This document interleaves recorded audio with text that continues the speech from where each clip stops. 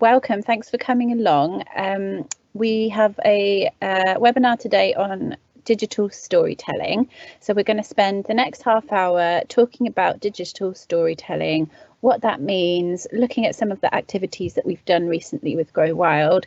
And we've also got a live Q&A that's available at any time for you to pop your questions in as we go along.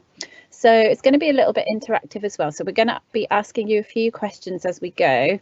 And so if you would like to kind of participate in that at any point, please feel free. There's also a chat, so you can chat to us, and we'll be monitoring that throughout as well. And we'll aim to get to all your questions.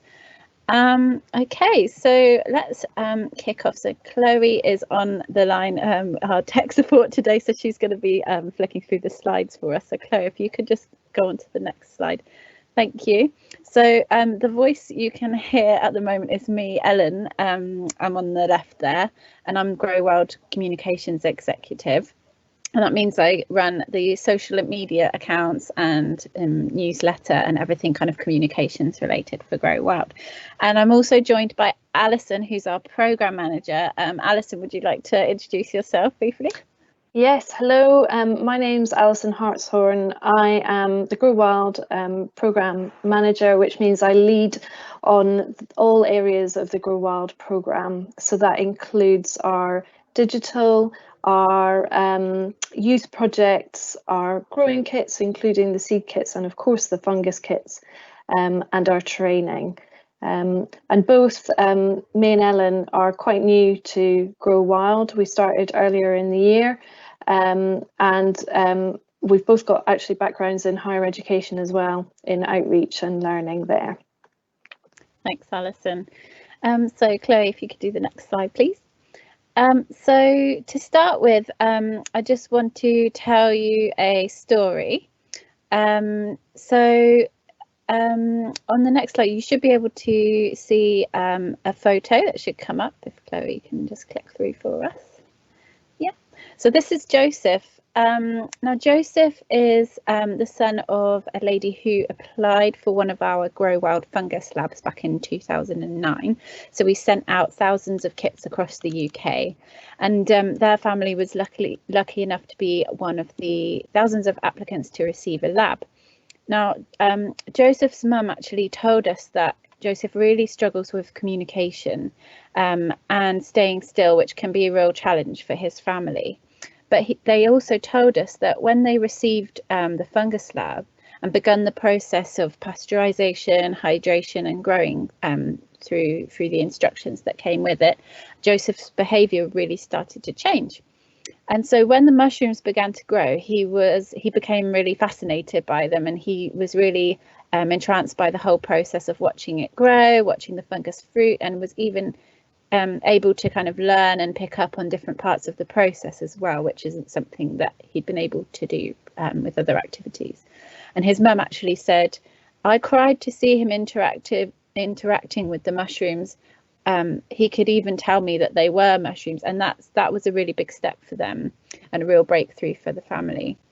And they've told us that since receiving their lab and completing the project, Joseph's actually been on several more kind of fungi quests and fungi hunting walks in the local park with his family, and found many more mushrooms. So his learning has kind of extended beyond that initial getting involved with the fungus labs.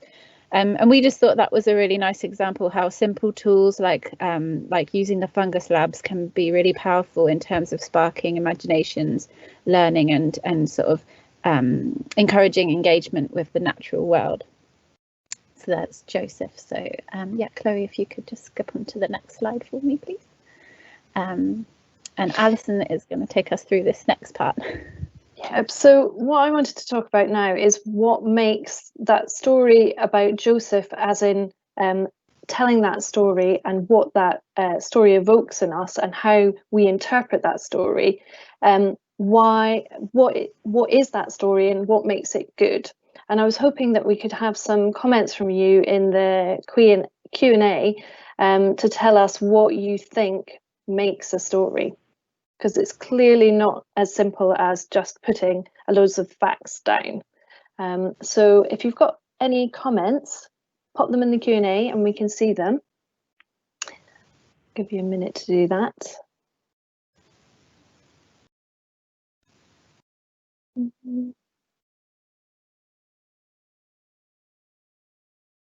Okay, so no comments so far, but there's only 2 of you, so that's fair enough. One of the key things about a story is that you have a beginning, a middle, and an end. It seems really obvious, but actually giving stories a structure and telling, in this case, it was a case study, telling a story in a structure that makes sense to your brain and has a clear beginning, a middle, and an end, allows you to interpret that information differently and make it more memorable. Good stories are often entertaining, so they will evoke emotions in you, they'll keep you engaged and in what's coming next. The story of Joseph is so touching because you see him transform, and you see he starts off with a certain approach, and then the fungus kits. I mean, it is amazing the power of nature to engage particularly children, and we want to know how he develops, and we want to understand what happens next and how the story is going to end. It's also great if it can be educational. It's a great way to convey facts and information to people, and that can be that means that people can be learning in a way that is not intensive. You're not having to concentrate hard or think about or engage with it in the same way if it's structured like a story and it comes across as a story. Really good stories are relatable to all readers, so they'll evoke some sort of emotion or nostalgia or recognition of what's going on in that story, and they should be memorable as well because of the structure. Because we're used to hearing stories from our youth into adulthood, it's something that the brain really enjoys hearing, and as I say, it allows you to get information that otherwise you might forget, or that you might even miss the detail of. So, Chloe, can I have the next slide, please? Yes, so I'll take you through this next part. So just to mention as well that we will actually be sending links to all the resources that we've shared today and all the tips and kind of different points that we've talked about, so we can circulate that after the event. So if you missed anything, no worries there. So what actually is storytelling? It's a really, really old tradition, and it kind of predates any written communication. Oral storytelling wasn't the first kind of version of storytelling to actually come about. And I'll just read you out this quote. Stories have always been a way to communicate. Before people learned how to write, they would tell each other stories. Stories are much easier to remember than simple facts. Stories are enjoyable. They stimulate your imagination. That's why parents tell their children stories. That's why we like to see movies and read books. So that kind of just affirms what Alison was saying about the kind of power of a story to stimulate your imagination and memory as well. So we'll just move on to a few examples then. So Chloe, if you could do the next slide for me, please. So what is storytelling? So we've got a few examples here. So the first stories, as I mentioned before, even predate the kind of oral storytelling tradition. So the earliest form of storytelling that was discovered was in the Lascaux caves in the Pyrenees Mountains, and that's in the south of France.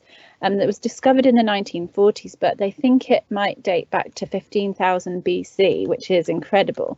And at first they thought they were just pictures, but actually looking at the walls, it turned out that it was depicting the kind of hunting process and showing how the man would chase the animals, and how it would actually show some of the rituals associated with the hunting practices, which is amazing considering how long ago it was. Then the middle photo there, we've got Aesop's fables, and now many of you probably will have heard those as children. They're still really relevant today because the actual morals of the stories, some are less relevant than others, but a lot of them still hold true today.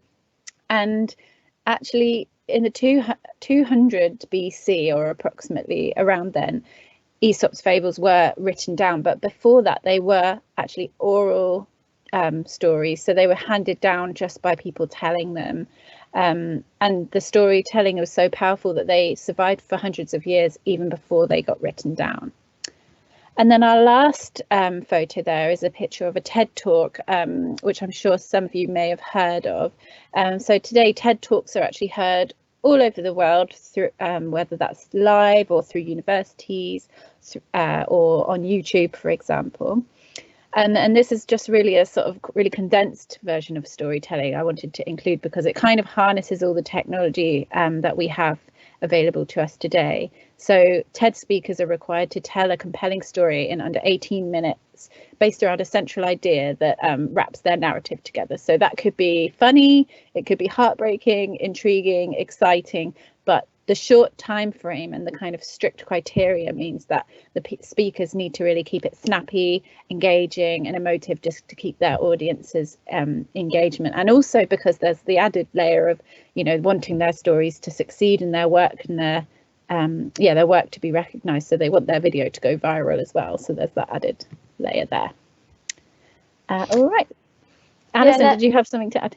Yeah, I was just going to say, with the TED Talks, it's interesting because it's usually a personal story, or it's about their work. And there is something, you know, where you talk about Aesop's fables, where people are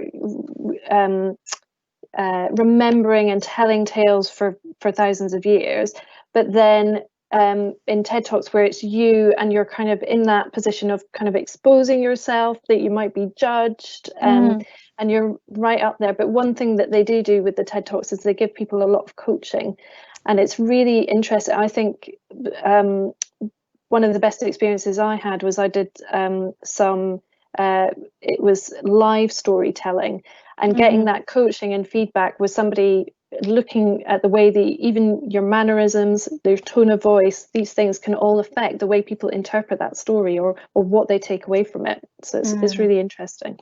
Yeah, it's fantastic. And it's a really good challenge as well to be put on the spot to tell your story in such a short time frame as well. Yeah. Great, thank you. Chloe, can I have the next slide, please? So Alison, over to you.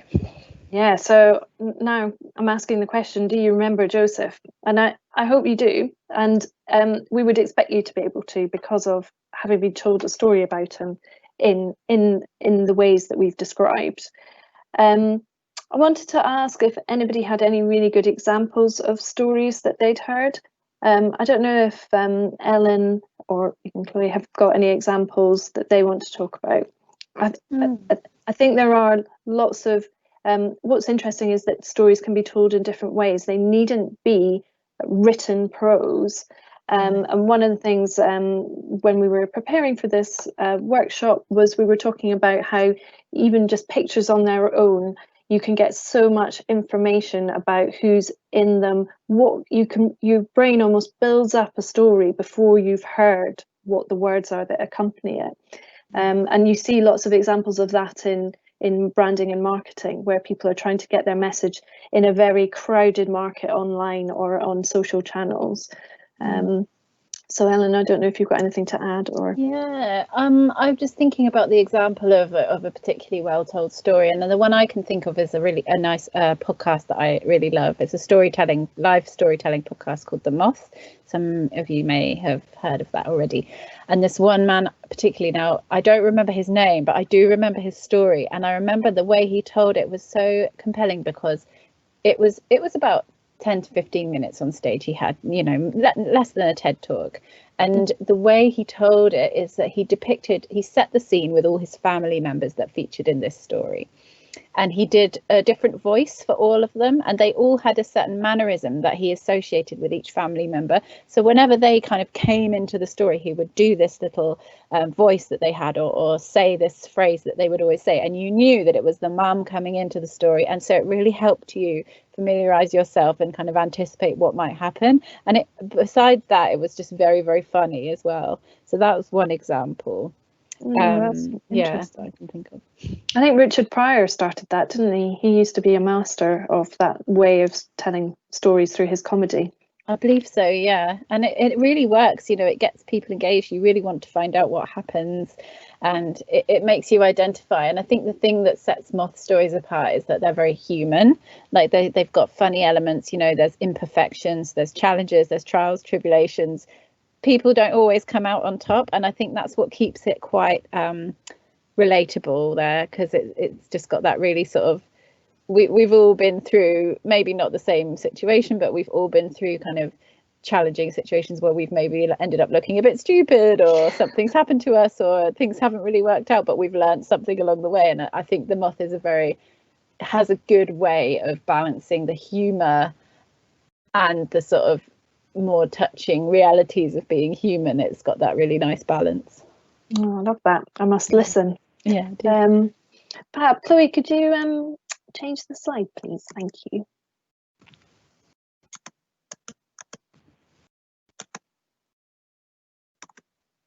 So this is a nice video from the fungus kits for 2019 that Grow Wild produced last year. So Chloe, would you mind playing the video for us?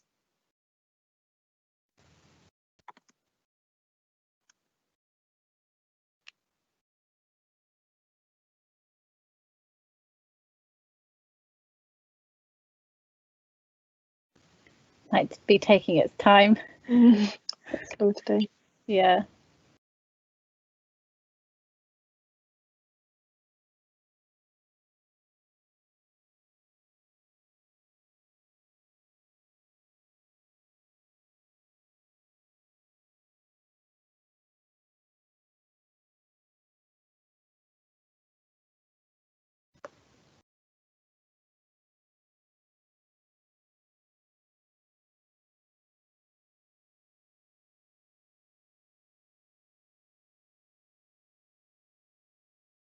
Right, thank you. I hope you guys got sound with that. So that was a video that we produced to tell the story of the impact of our fungus kits last year. So it'd be really nice if you wanted to give any comments about why that story is different from the story about Joseph we heard earlier, but also what is different about this story, and what this story tells us that perhaps an individual case study can't. And so while you're doing that, one of the key things here is that it's difficult, particularly when you're trying to get across a scale of a project or what you're trying to achieve. And that could be that you're working with lots of children in a school, or that you're working in the local community. When you step away from that individual person, it's very powerful to show that lots of people are involved, but then you lose that kind of personalization, those individual voices. And so we have to think about how we can get that message across, and still evoke emotion and make it relatable and structured in the ways that we were talking about earlier. And I think this video does it quite nicely. By showing lots of photos of different people, you get the idea of scale. And again, this idea of using imagery can be very powerful. You can use very little text and get across the scale and the emotion through using photos or videos. So we don't have any comments, so I think we'll move on to the next slide, please.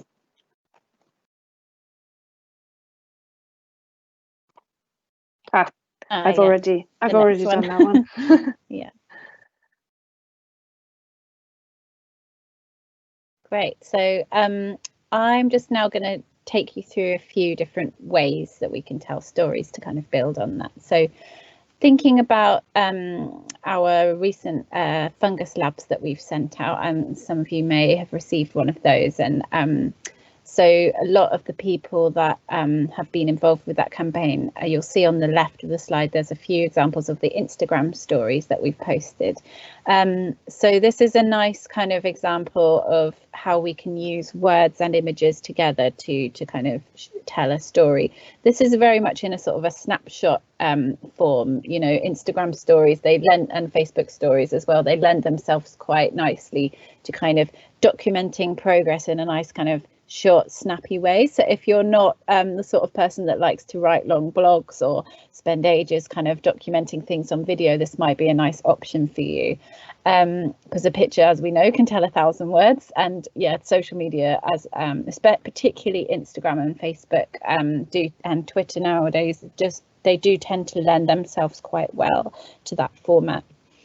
And the other thing to note about that is that sharing your progress in real time, so posting regular updates, short snappy updates on social media, is a really good way to keep the momentum going. So if you're trying to keep an audience engaged with your storytelling, posting regularly and posting kind of colourful, interesting content on a regular basis, on a daily basis even, can help to keep the momentum up there. Things like stories and live, Facebook Live, Instagram TV Live can also include graphics and stickers, and you can change the color of the text to meet to kind of keep to kind of boost your content really, and to make it look a bit more inviting and things, and to highlight different aspects that you're trying to put forward as well. So if you've got a specific sort of call to action that you want your audience to engage with, you can really try and highlight that using those features.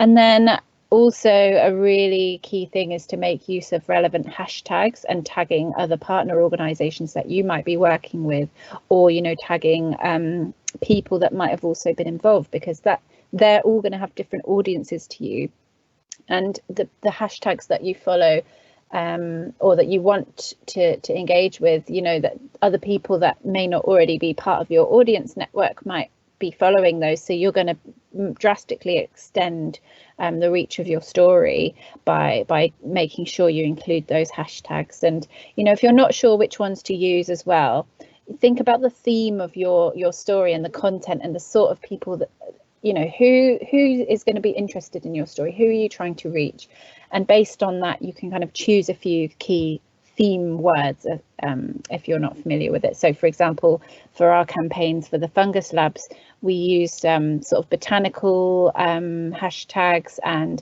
nature and get outdoors, those kind of things that target the sort of people that we want to, or we think will be interested in our work, and also reach out to those who may not have heard of Grow Wild but might want to get involved. Then we've got a series of images. The first one you can see at the top there, that's with an influencer who is she's called Hannah Grows, and she does tutorials about how to grow wildflowers for Grow Wild. So that's just another example of a different type of content you could use to tell your story. If you're comfortable being in front of the camera, this could be a really good option for you. You could do YouTube and Facebook and Instagram live videos. You could record and pre-record some vlogs and upload them in sequence over a period of time. Or you could even just do an audio one if you're not really comfortable in front of the camera. Maybe you'd fancy starting your own podcast on a subject that you're interested in, maybe bring people in to interview. So that's another way you can engage people. I mean, video today is the % type of content that gets recommended in the marketing world and comms world, just because 95% of the message conveyed in a video will be remembered by the viewer, whereas only 10% will be remembered if it's read. And this, when we're talking in terms of digital storytelling, video is obviously a really important channel. So if you can get comfortable in front of the camera, you can also intersperse it with text, music, photos and links to other podcasts as well. So you can kind of combine those different types, those different media to kind of keep your content really engaging as well. And then you can see as well, here we've got this young man here with a Lego prosthetic arm. And Alison, I don't know whether you wanted to talk a little bit more about that particular image. Yeah, I think you found it. Yeah, I'd love to. This image, I came across it when I was just thinking about imagery that tells stories, and I found it evoked so much emotion in me. Looking at it, you can see that he's a young person. You can see that he has a noticeable difference in his body. And I find the photo really powerful because you can see that he has taken that and he personally made the Lego prosthetic that he's wearing, and he has been empowered by using Lego to allow himself to do things that he couldn't do before. And I just find that I didn't need to read any articles about this man or see any videos, because that was all there in that image. And I find that I thought that was a great way of telling a story without, but also it's a hook. So once you've seen that kind of image, you want to read about him. You want to find out, you know, is there some reason that he had to build his own prosthetic? Did it take him a long time? Was he an expert in this kind of thing anyway? You know, there was all these questions that you wanted answered. So it made me really want to hear this man's story. He's a really amazing person. He did it all. He took a week to make his prosthetic arm. He just decided one day that's what he was going to try and do, and he did it. A very amazing person. And you can see a little link at the bottom right there that will link you through to an article about the process that he went through. So if you fancy reading a bit more about that, there's the link there. Thanks, Alison. And our last image there is an example of an Instagram post done by one of our Fungus Lab recipients this year. So she actually has sent in a few photos. Well, she's been posting quite regularly about the progress of their kit, and you can see there the family are all around the table kind of getting together, and that for me is a perfect example of how to share, because she's sharing with the family and actually doing the activity. She's documenting sort of almost like a documentary style photography of them actually getting together and doing, you know, getting the kit out and having a look and seeing about all the different parts and what they do. And then she's written a few words to accompany that kind of explain what it does as well. So I think don't be afraid to kind of combine the different ways of telling stories to kind of make it as accessible as possible, and it can really bring it to life using a few different media as well. All right, Chloe, if you'd like to do the next slide for us. Thank you. So I just wanted to talk a little bit about campaigns, just to say that it's not necessary that you need to tell your whole story in one post or one message or one blog. And in fact, if you're living and breathing that story, you probably don't know what the ending's going to be. So it's about having like mini stories within a set of stories, and creating that impact, evoking that emotion, making it entertaining within those parts of the story. It is one of the things that sets a story apart from another part of prose is that everything is connected. So within a set of stories, it's important to highlight those connections between the stories so that people see it as one bigger story. And that's essentially what a campaign is in marketing, is that you're putting a theme, you have an overarching theme or message, or what we like to call in marketing a call to action. So something that we want some people to do. It might be multiple things that we want them to do. It might be that we want them to do slightly different things at different times within that set of stories, within that set of posts. And that's what we really mean when we talk about a campaign. I think I think we should just move on from that just now, as we're running out of time. Yeah, absolutely. Okay, so. Yeah. So next slide, please, Joey. So just to round up, we'll give you a few top tips and takeaways to help you on your storytelling journeys. So as I already mentioned, don't be afraid to mix your media, and don't forget to cross-pollinate. What do I mean by that? I mean tagging different people that might be involved with your story or your project that you're trying to share.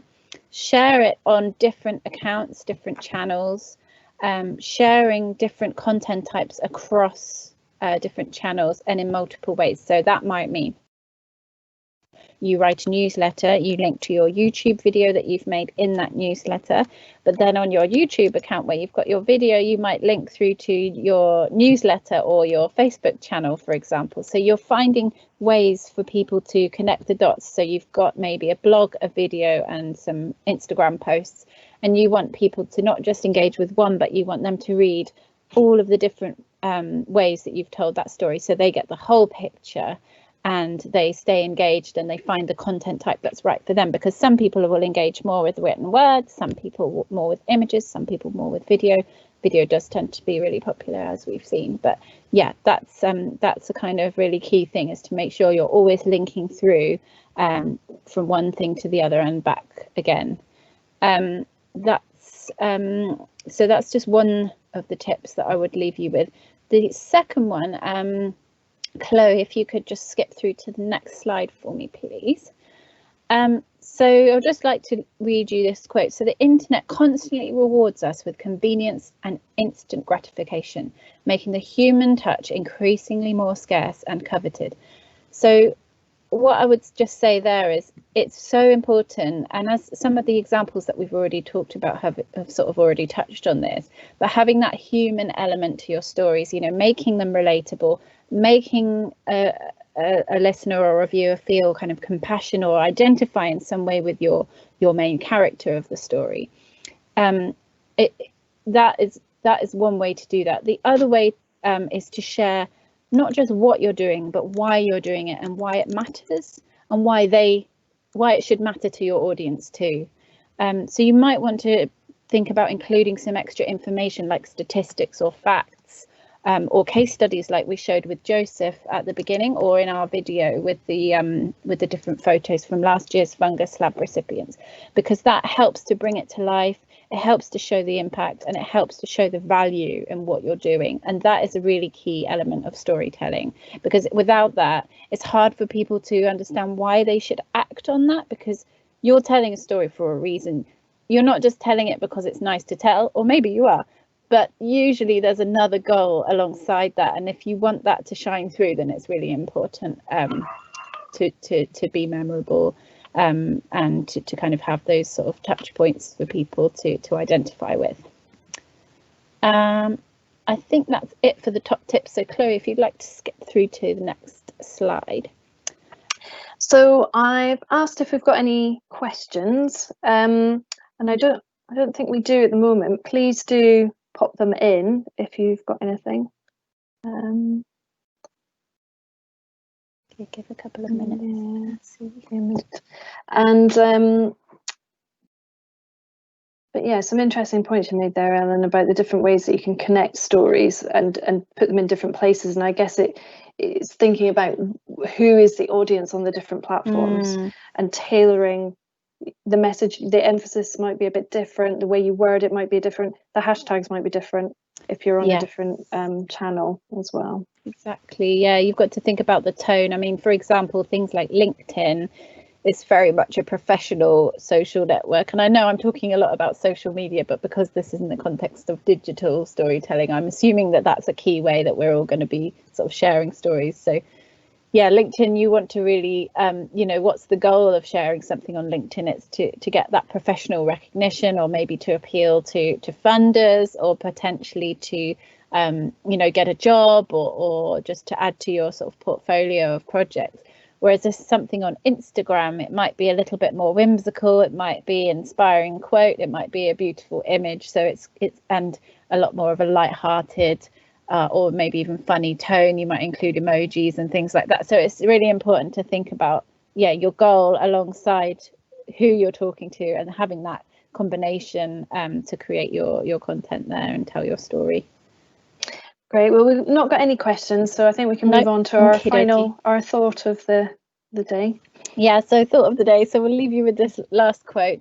So storytelling is described as an art, and like art, it requires creativity, vision, skill, and practice. Storytelling isn't something you can grasp in one sitting after one course. It's a trial and error process of mastery. So I would say, you know, give it a go, see what works, try a few things out. Don't be afraid, and just stick at it. And we're always around as well. If you have questions and things, you know, we've got our social media channels. We're on Instagram at Grow Wild UK. We're also on Facebook at Grow Wild UK. Yeah, we're going to publish some of these tips afterwards as well, so you'll be able to find them via our website and on our social media channels too. Great, thank you, Ellen. So final slide. Yeah. So those are our contact details if you'd like to get in touch. Thank you so much for attending, and yeah, if you think of any questions later on, please do feel free to get in touch with us.